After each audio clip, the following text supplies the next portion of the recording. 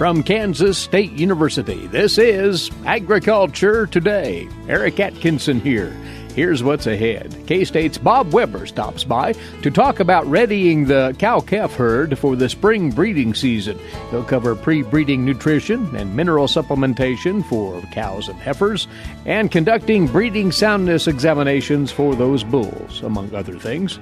Then you'll meet the 2018 Alumni Fellow for the College of Agriculture at K-State, the president of Cargill Premix and Nutrition, Chuck Warta. He'll tell us about the new advances he foresees in the area of livestock nutrition. And later, K-State's Charlie Lee reports on a disease called white nose syndrome, which is devastating our valued bat populations. This condition's now been confirmed here in Kansas. All that here on Agriculture Today. Did you know every Kansas farmer feeds 128 plus people? Kansas farmers are hard workers, dependable, authentic, and sensitive. Not only do farmers put food on your table, but they put clothes on your back and fuel in your car.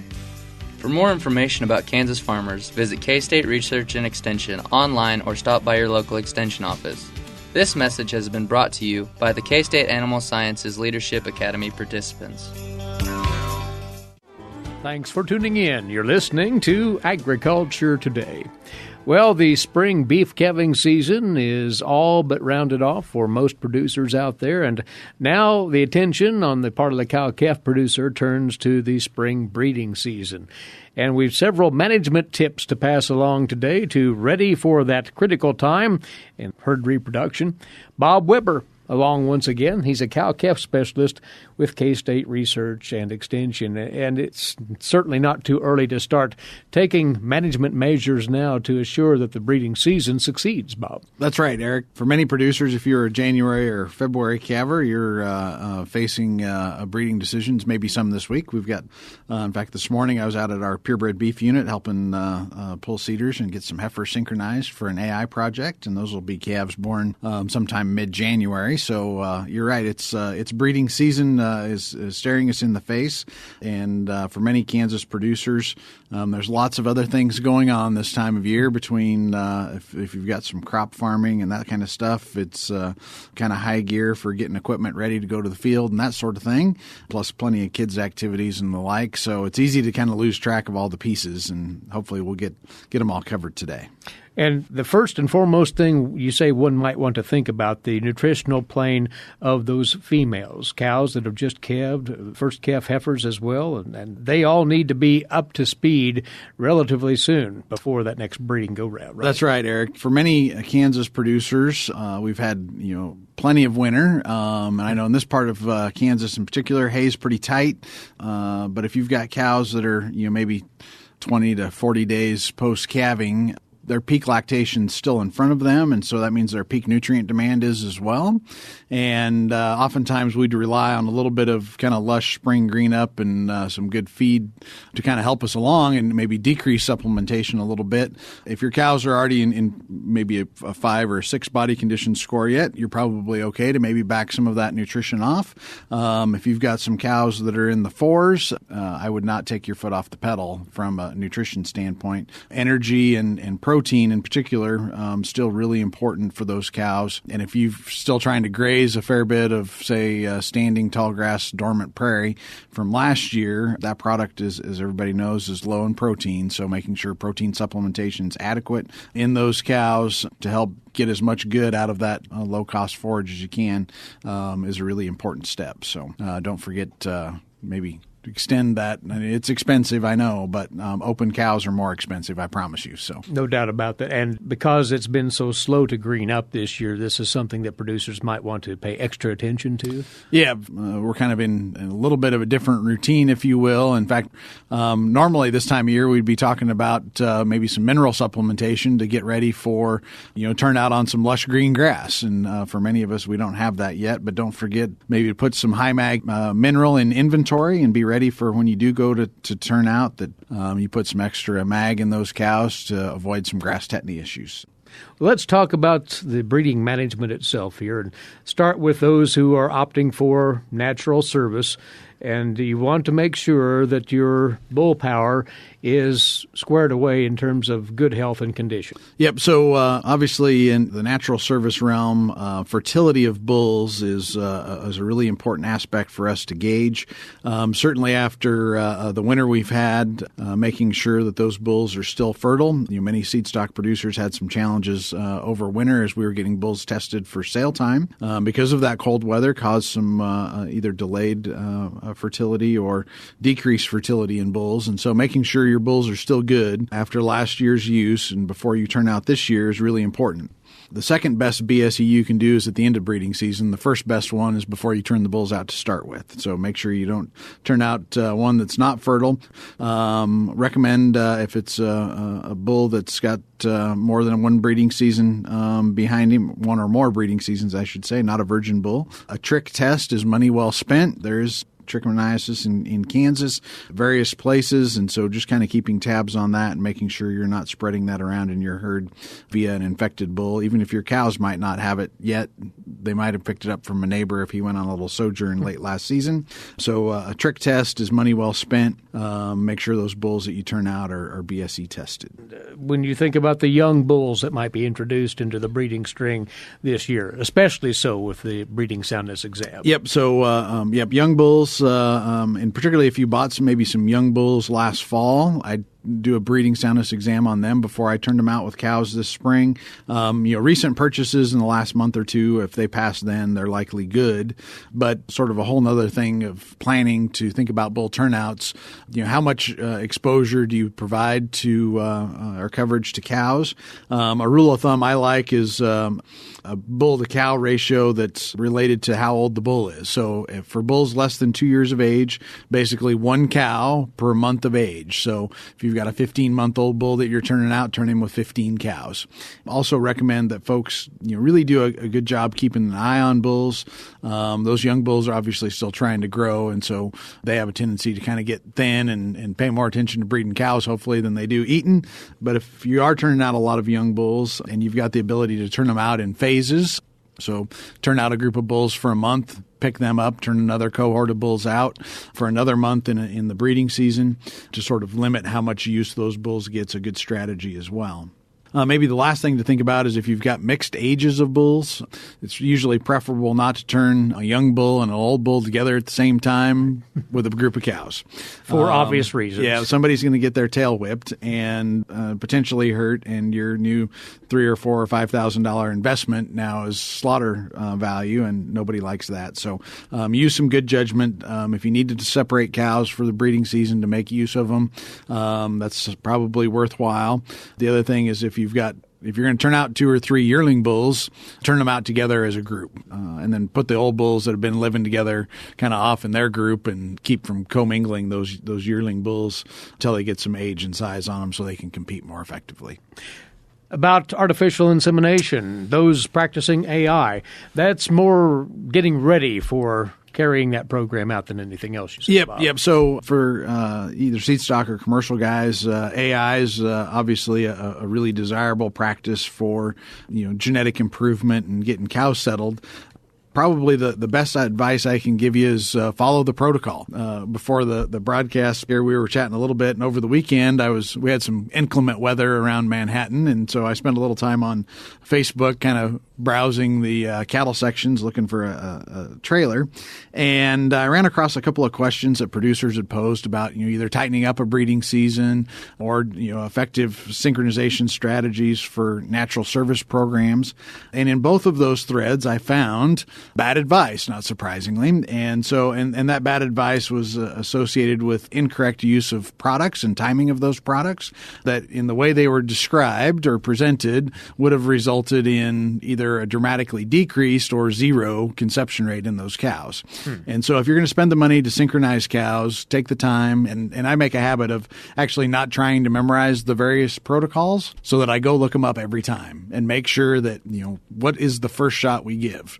What is the second shot we give? And use the right products at the right time makes all the difference. If you switch GnRH and prostaglandin in the order that they're given in those synchronization protocols, You have a wreck. It's a wreck. It is a wreck, and it's hard to recover from that wreck, and it's money down a rat hole. So take time to make sure you follow the protocol. Do the planning work to make sure your equipment in terms of cattle processing facilities and pens are in good shape. You need to be able to process a lot of cattle fairly quickly to make sure the synchrony stays tight, and having to stop and weld on two gates in the middle of your AI practice is probably not the best thing you could do. So do all that homework in advance. It'll pay dividends.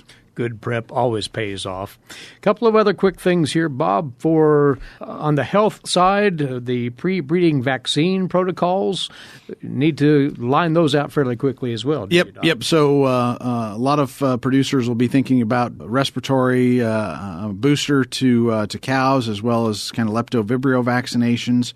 Depending if you're a modified live or a killed vaccine guy, you need to time those appropriately. Consult with your veterinarian to make sure you get that timing right. It's also a good time if you're already pulling cows and calves in to give pre-breeding shots, potentially put a round of respiratory and blackleg into calves, kind of at a branding time, if you will, round of shots in those. Certainly if you've got modified live vaccine going into calves, you've got to be cognizant of the potential transmission to pregnant cows. So this time of year when they're open, obviously, is a great time to go ahead and do that.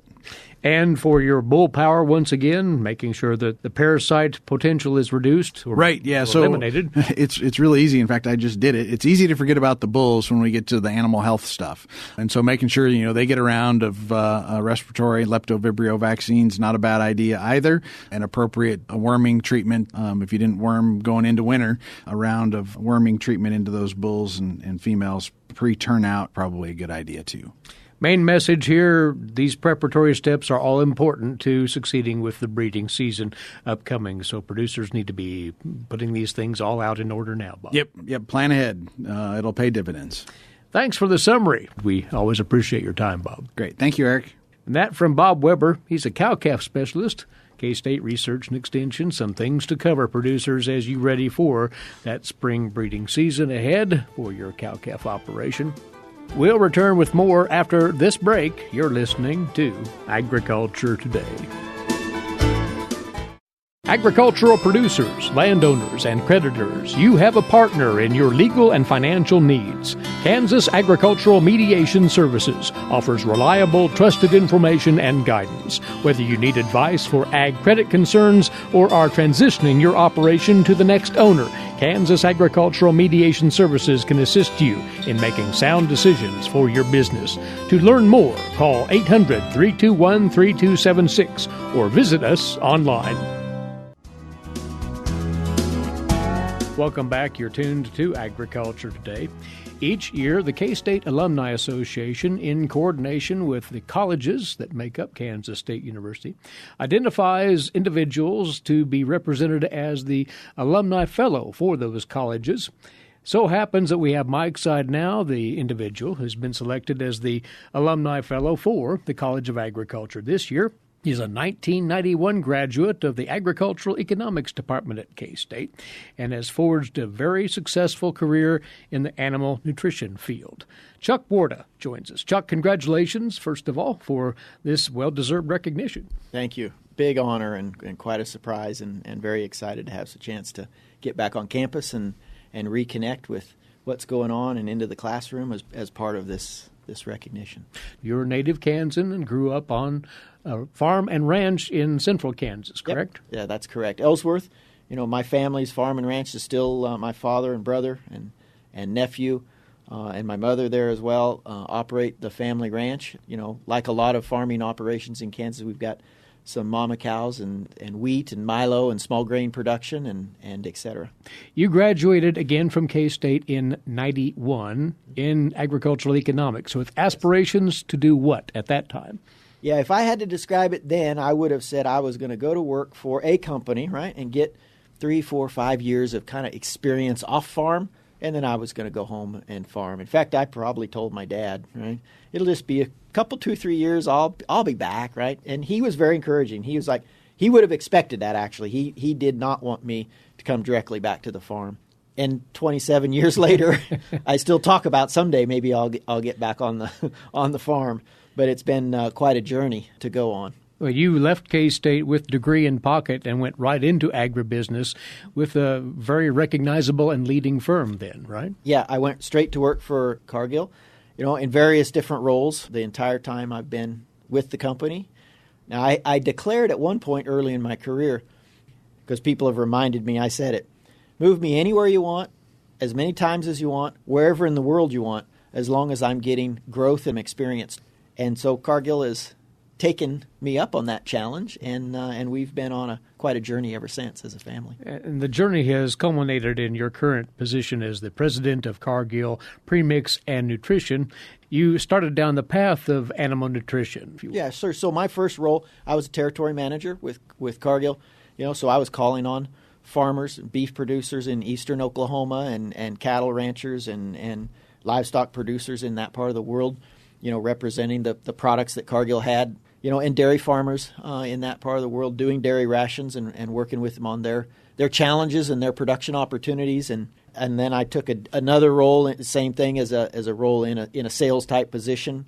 Then I spent a few years inside the facility, actually merchandising grain and buying the products and the supply chains coming into the facility, designing the diets, and doing the ration design and pricing the feeds and learning kind of the internal business management operations side of the business. Mm-hmm. And then I've had multiple, managing director or general manager positions. It took me for the first time outside the U.S. to move to Korea. Spent some time living in Korea with my family. Then we went to China from there, back to the U.S., then back out to Thailand. The role in Thailand was the first time that I got outside of animal nutrition into a completely different space. In Thailand, I was part of Cargill Meats Thailand. That was a large broiler integration in that part of the world, about 145 or 50 million broilers a year, completely integrated from the breeders, right, the hatcheries, the day-old chick production, the 120 grow-out farms, and all the processing plants and cooking plants. So we produced all those birds, processed them, cooked them, and then exported the product to Cargill retail customers in over 27 countries. And then I came back 2 years ago to the U.S. as the leader of our Premix and Nutrition business. And what is that post exactly? So Cargill Premix and Nutrition, if you think about the diet that an animal consumes, right, the total diet they consume, if you then narrow that down to the vitamins and minerals and enzymes and microbials and essential oils and phytogenics and plant extracts and all the things that would be in the micro form, very small inclusion rates, but have a big impact on the animal's overall performance and are a big and increasing part of getting the most potential out of the animals, the productivity systems that we have out there. So we have a little over 6,000 employees around the world in our team. We have 48 manufacturing facilities in 20 countries that we manufacture those various products that we use to serve our customers. We've got 5 research facilities around the world where we do the research on the various products around the world. And then we, from those 20 manufacturing sites in those 20 countries, then we would export into close to 100 more countries because small inclusion rate, so that product will travel over cross boundaries and travel distances. And so we have a tremendous export business out of those manufacturing bases. Well, in this capacity, you have a front row seat to innovations in animal nutrition, presumably. What excites you? What's coming down the pike? Great question. A couple things really stand out that I think we're just on the leading edge of. We could go all day long about innovation in agriculture and what's going on. And 2 things. One, I'm going to say, and then I'll get into answering your question. Okay. I think one thing agriculture needs to know about itself, right? No matter what part of the industry you're in.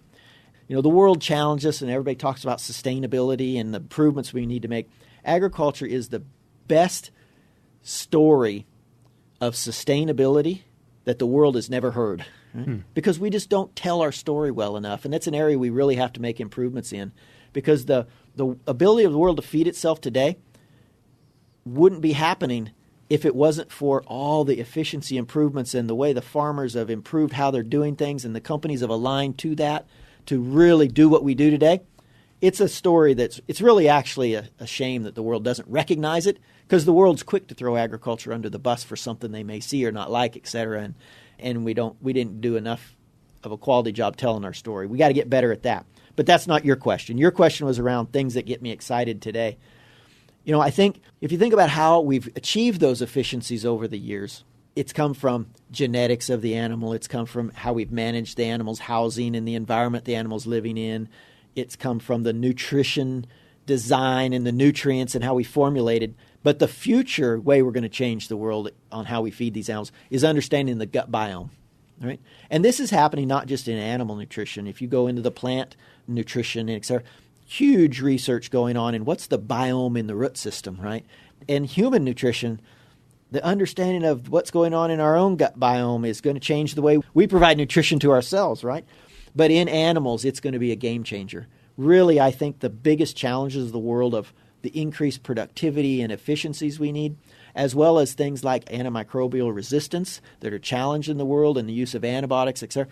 For me and for us, we're investing in, we believe, the answer to those and the solutions to those challenges is in our technology and understanding of how the gut biome is impacting the animal. And for all the research that's gone into animal nutrition over the years, we are just scratching the surface in these matters. It is absolutely, yeah. It is completely. The things that we've learned just in the last 6 months about how the gut biome is really in charge is really game-changing. I mean, it causes us, even our best, most advanced scientists, to step back and scratch their head and say, why did that just – the facts are the facts.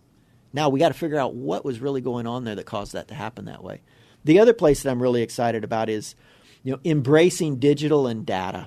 The supercomputing power that we have in the world today is off the charts. And agriculture is just starting to think about how to leverage it and use it. Some places for sure there's more advancements, and you hear a lot about drones and precision agriculture and investment in it in the cropping area, and they're certainly out there. But those things are coming to animal agriculture as well. And so investing in that whole area is an area I'm really excited about.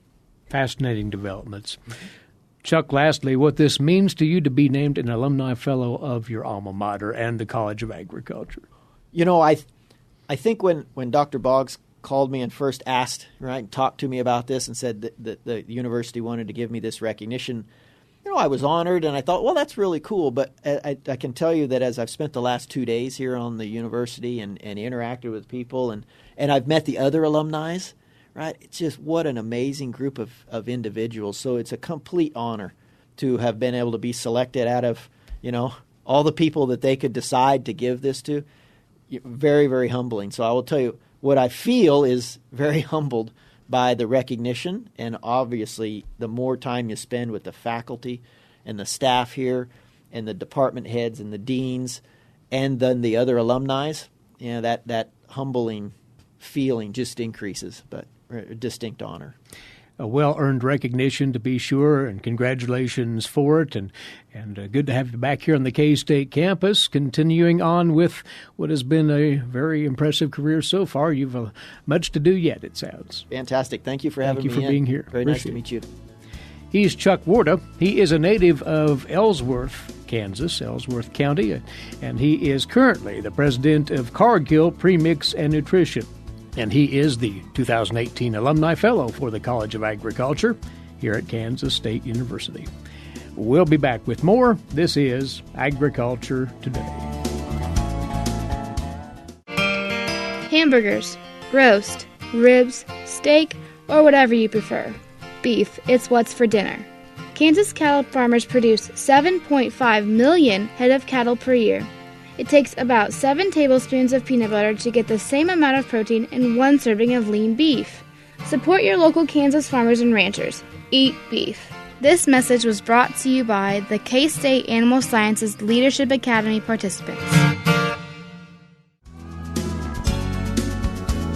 This Agriculture Today concludes with our weekly wildlife segment. Charlie Lee is aboard once again, wildlife specialist with K-State Research and Extension. Charlie, you've visited with us many times about the important role that bats play in insect control for a variety of positive reasons, but there's a disease now that's threatening bats, and it's confirmed in Kansas, you say now.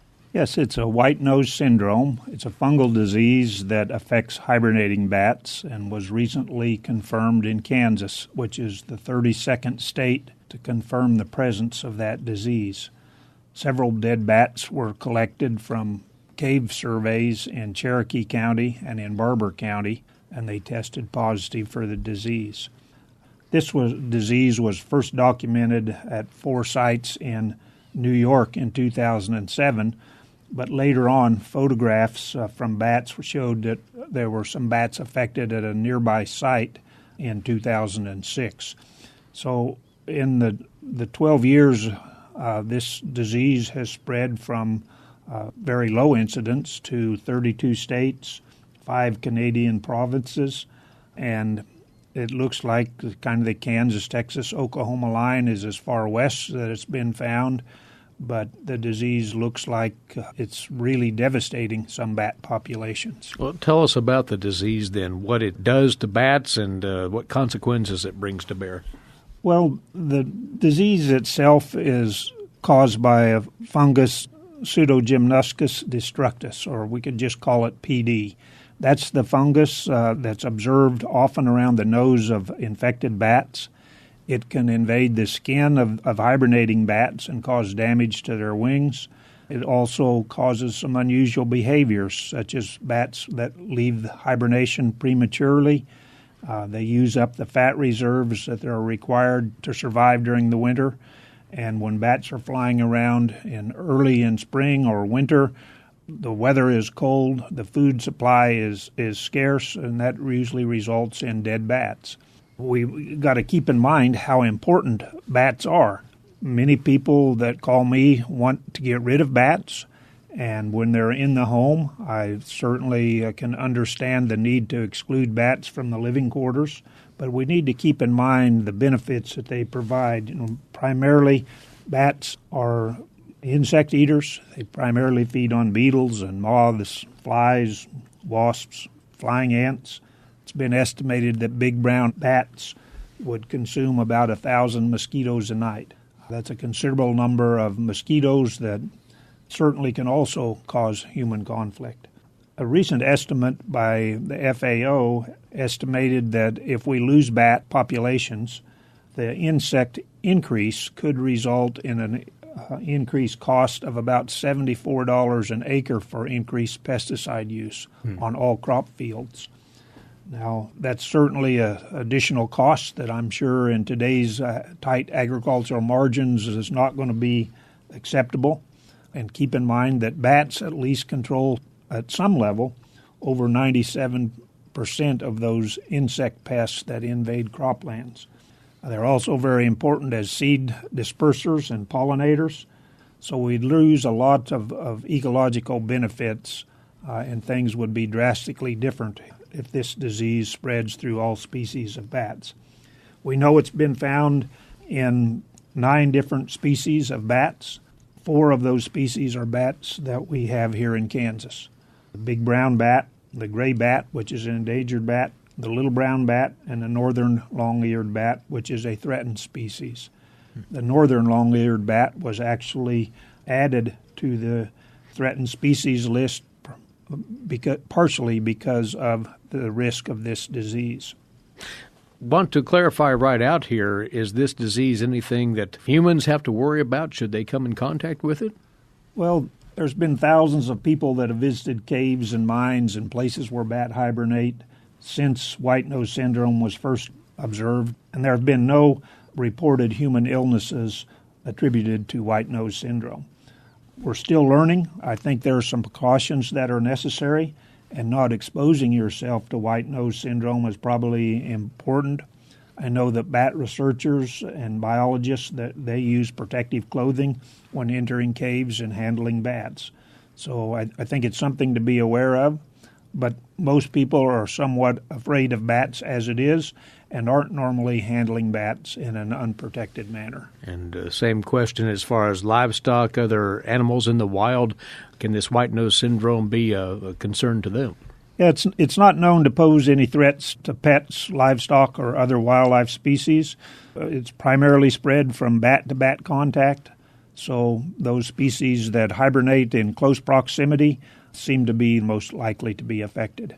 You say there's still a lot to be learned about this condition, and even more so in regard to how it is spread throughout the bat population. Well, there's a lot to be learned yet about the disease, but there's also a national plan that has been developed that's a cooperative effort from federal and state authorities.